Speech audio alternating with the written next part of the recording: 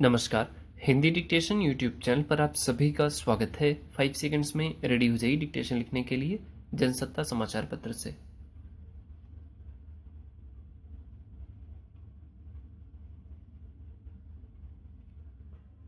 हमारे यहाँ शिक्षा का स्वरूप काफी कुछ रोजगार आधारित बन गया है। यही मैकाले की शिक्षा नीति का मुख्य उद्देश्य था। सरकार और व्यवस्था के काम लायक लोगों को तैयार करना। वहीं शिक्षा पद्धति आजादी के बाद भी बनी रही, बल्कि शिक्षा को रोजगारोन्मुखी बनाने पर जोर और बढ़ गया। इसमें कोई बुराई नहीं।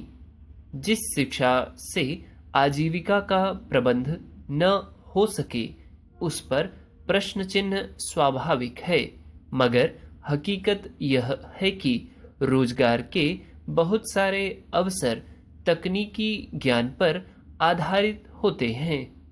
इस तरह पाठ्यक्रमों में उसी प्रकार के पाठ शामिल किए जाते हैं जो आगे चलकर विभिन्न अवसरों पर विद्यार्थियों के काम आ सकें। फिर जिस तरह शिक्षा को लेकर पूरी दुनिया में प्रयोग हो रहे हैं, उसमें कौशल विकास के नाम पर ज्यादातर औद्योगिक जरूरतों को ध्यान में रखा जाता है। खासकर उच्च शिक्षा में उन्हीं पाठ्यक्रमों में अधिक भीड़ देखी जाती है जिन्हें पढ़कर विद्यार्थियों को ऊंचे वेतन वाली नौकरी पाने की संभावना अधिक रहती है। इस तरह धीरे धीरे पारंपरिक भारतीय ज्ञान परंपरा लगभग लुप्त होने को है। अच्छी बात है कि विश्वविद्यालय अनुदान आयोग ने उस ज्ञान परंपरा को सहेजने की पहल की है।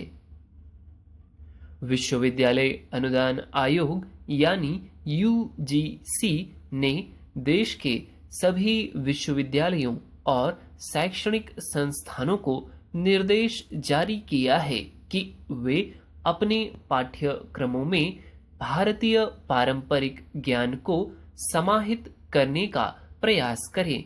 खासकर स्नातक स्तर पर ऐसे पाठ जरूर शामिल किए जाएं।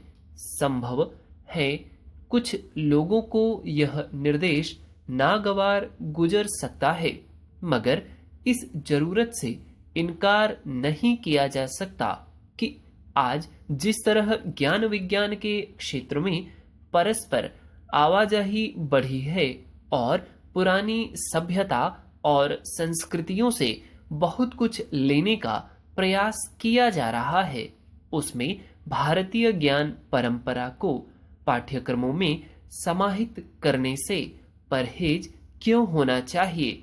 चिकित्सा, खगोल विज्ञान, स्थापत्य, रसायन विज्ञान आदि क्षेत्रों में भारत की ज्ञान परंपरा आज भी दुनिया के लिए आकर्षण का विषय है।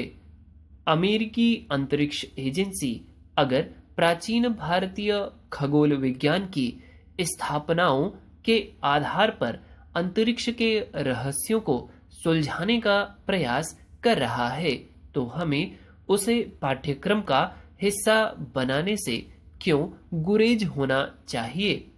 अगर योग विज्ञान को दुनिया भर के चिकित्सा विज्ञान ने एक कारगर पद्धति मान लिया है, तो उससे जुड़े पाठ हमें क्यों नहीं पढ़ने चाहिए।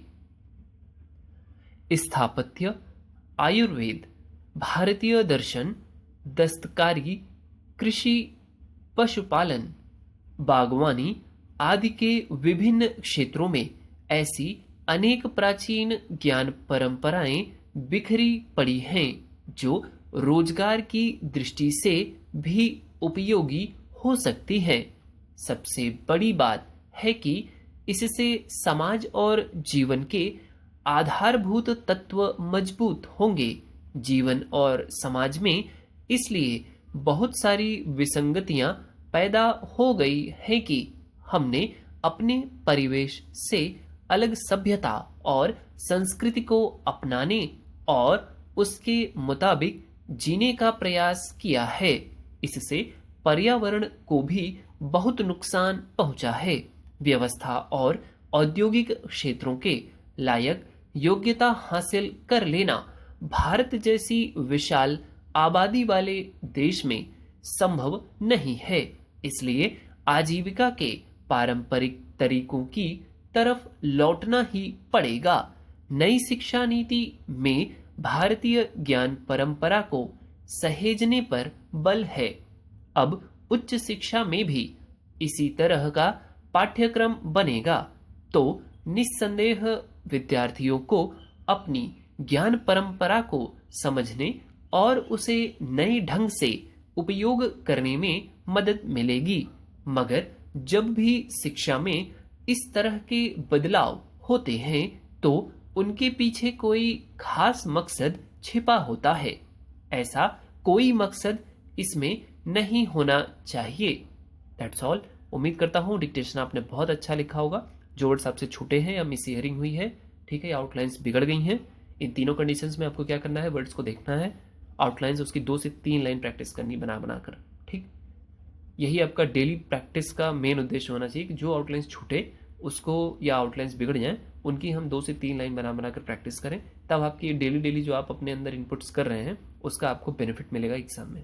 That's all.